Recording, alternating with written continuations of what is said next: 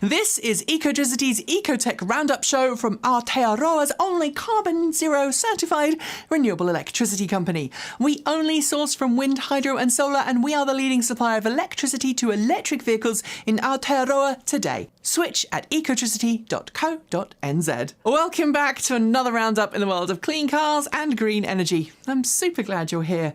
Before we get going today, a little editorial note. Michael and I are about to tow a 1994 Subaru Legacy Sunsport Turbo from Seattle in Washington all the way to Colorado, Denver with our F150 Lightning. And yes, there is a video series planned around the entire trip, but it does mean today's show was produced a full day ahead of normal. That means if there have been breaking news stories, we might have missed them. Ford has officially opened the order books for the 2023 model year of the F150 Lightning Ute, and like other automakers, Ford is putting its prices up. Depending on the model you spec, the price increase ranges from $6,000 all the way up to $8,500, meaning the entry-level Ford F150 Lightning Pro starts from just shy of 47 grand, while the range-topping Platinum Extended is just shy of an eye-watering $97,000. Ford says a rise in material prices is to blame. A few tweaks have been made for the new model year, with the standard range F150 Lightning getting a 10-mile targeted EPA range boost, meaning it's not official yet, and Pro Trailer Hitch Assist is now standard with the tow technology package. 3 of Ford's original launch colours are no longer available, replaced by 2 greys. Dan O'Dowd, the software engineer turned politician who failed to win the California state Democratic primaries for senator, has launched a multi-million-dollar ad campaign against Tesla. The ad, ostensibly paid for by the Dawn Project, which was in turn set up by O'Dowd and his company Green Hills Software, goes for the jugular, showing video that it claims proves Tesla's full self-driving beta will not stop for children. However, as many have noted, while the ad claims the car was in full self-driving mode and the Dawn Project has an affidavit from the driver stating as much, the in-car footage does not show FSD as active. While O'Dowd and his team have gotten the support of Ralph Nader, who made a statement calling for Tesla FSD to be banned this week, the conflict of interest here is glaringly obvious. O'Dowd's company makes software that he claims cannot fail or be hacked, and he also has ties to the auto industry. Over the past few years, we've been watching as Nissan's previously positive position in the electric vehicle marketplace has slowly been eroded by more capable and better equipped cars. This week, Automotive News ran a story claiming that Nissan is readying itself to slowly ramp down the Nissan Leaf production over the next few years, with the unofficial goal of dropping it entirely from the market in North America after its Aria SUV goes on sale. With CHAdeMO DC quick charging instead of CCS quick charging, the current generation Leaf may be a great daily driver, but it's becoming increasingly challenging to drive long distances in the US, and with many more electric cars today offering far more for your money, it's no surprise that Nissan is struggling to sell its leading environmentally friendly, affordable family car, which, by the way, is what Nissan said Leaf stood for at its launch. Nissan has declined to comment on this story.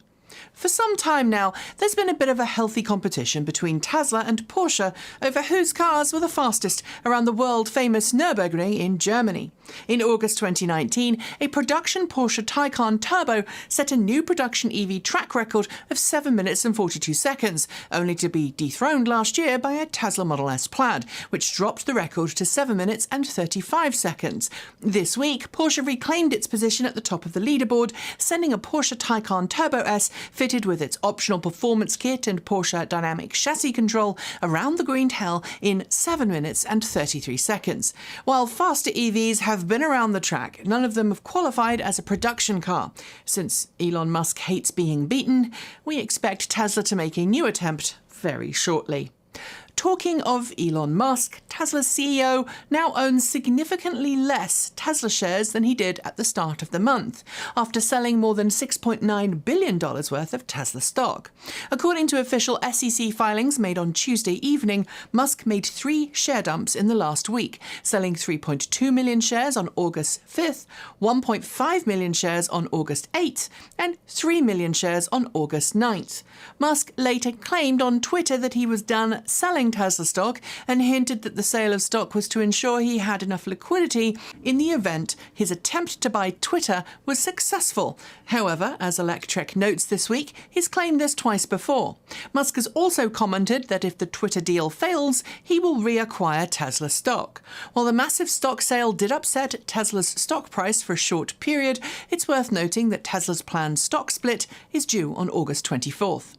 GM has been talking up its plans for dominating the electric vehicle market for a number of years, and to date, it hasn't managed to make much of a dent on Tesla's lead. This week, while talking at the JP Morgan Auto Conference, GM's EVP and CFO Paul Jacobson said that the automaker is on the cusp of a major inflection point that will change not only its EV vehicle production volumes, but also its profitability in the sector. With its Ultium division due to open a new battery gigafactory every year for the next 4 years, Jacobson stated he believes GM will soon be a leader in cell production, allowing it to dramatically ramp up the number of electric vehicles it can build every year.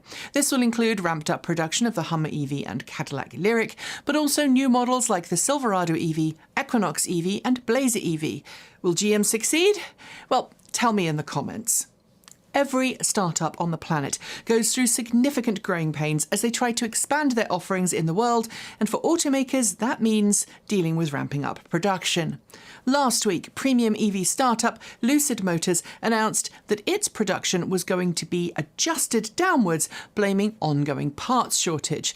That was something Elon Musk publicly mocked, joking on Twitter that he'd had more children in the last quarter than Lucid had made cars, which, by the way, isn't true, at least as far as we know. But while Musk is mocking Lucid and its CEO Peter Rawlinson, the same Peter Rawlinson who helped bring the Model S to market, it turns out that Rawlinson was doing exactly what Musk did for early production of S, X, 3 and Y, namely spending the majority of his time at the production facility, helping fix issues on the line as they arise. It is good to see Rawlinson get stuck in. British-based Ree Automotive has unveiled a brand new electric box truck in the form of the P7-B, so called because it's a Class 3 box truck built on the company's P7 chassis. Designed to fulfill the needs of delivery fleets worldwide, the P7-B features a payload of 4,400 pounds, that's just shy of 2 metric tons, with an all-wheel drive 400 kilowatt drivetrain. Fully laden, it promises a range of 150 miles or 241 kilometres with an electronically limited top speed of 75 miles per hour or 120 kilometres per hour. If the whole thing looks a little familiar, it's because the P7-B shares the same chassis with the recently announced Morgan Olson EAVX Proxima, another walk-in delivery van that was recently announced on the P7 chassis. Frankly though, it's great to see so many new electric delivery vans. The first automaker to bring a mass production electric pickup to market, Rivian has been busy ramping up its production of the R1T and its SUV sibling, the R1S. However, to date, every R1T rolling off the production line has featured Rivian's quad-motor all-wheel drive system, which, while amazing, is a little pricey. So this week, Rivian's CEO Scarringe teased images of the company's new two-motor drivetrain, a system it's calling Enduro. In addition to a Twitter video showcasing the motor alongside one of the drivetrain leads at Rivian, RJ teased images of pre-production Rivian R1T and R1S models fitted with the Enduro drivetrain undergoing winter testing in Aotearoa. Given recent record snowfall, I'm betting that Rivian really has been able to push those winter tests to the absolute limit. So if you are hitting the slopes, keep your eyes peeled. You might see one in the metal. And send us a photo if you do. Before we get to the last two stories, a quick question. Are you in the market for a new electric car? If you are, and you live in Aotearoa, you should totally check out our very own buyer's guide at ecotricity.co.nz. It is packed with all the information you need to pick a car that's right for you and includes plenty of details about incentives you can get, charging providers you can charge up with, and of course, how to get charging at home. So follow the link below and start your journey today. There are few vehicles quite as iconic or evocative of summer as fun on the beach with an original beach buggy. Most of them were originally built on the original Volkswagen Beetle, but the Manx kit car was popular throughout the 60s. Now the timeless beach buggy is back, this time with an all-electric drivetrain that its creators hope will hit all of the right notes without any of the pollution. Unlike the original, which was available as a kit car, the new Manx will be a production vehicle offering a choice of 20 kilowatt hours or 40 kilowatt hours of onboard battery. With that, the company says you'll be able to go between 150 and 300 miles, it's 241 to 482 kilometers per charge, before needing to use either its onboard 6 kilowatt charger or a 60 kilowatt DC quick charging station. That might seem like a lot for a little battery capacity, but it's a super light vehicle. And finally, it is no secret that the modern filling station, or gas station, doesn't make much money off the fossil fuels it sells people, but rather the snacks and coffee and trinkets it tempts you with when you walk inside. And of course, if you are an EV driver, the chances are that you don't visit the gas station that much anymore. For some of you, I guess that means fewer snacks than you once ate. Which is maybe why Chevrolet has teamed up with an interior design team in a new ad campaign on YouTube to transform the garage of a 2019 Chevrolet Bolt EV owner into basically the inside of a gas station, complete with questionable hot dog machine, drinks and slushies. They also got the owner behind the wheel of a new Bolt EUV while the makeover was happening. Yeah, I gotta say, it's the weirdest thing I've seen for a long time. In fact, since the Chevy Volt dance. And on that note, we are done for today. But before I go, do make sure you've hit the notification bell so you don't miss out on the latest in EV news from this channel. And if you haven't switched yet, why not switch to Aotearoa's only carbon zero certified renewable electricity company? It is super easy to make the switch and you'll help the whole country wean itself off dirty energy and onto clean green power that will keep it beautiful for generations to come.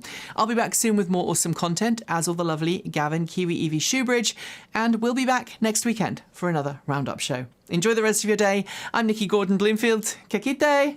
See you next time.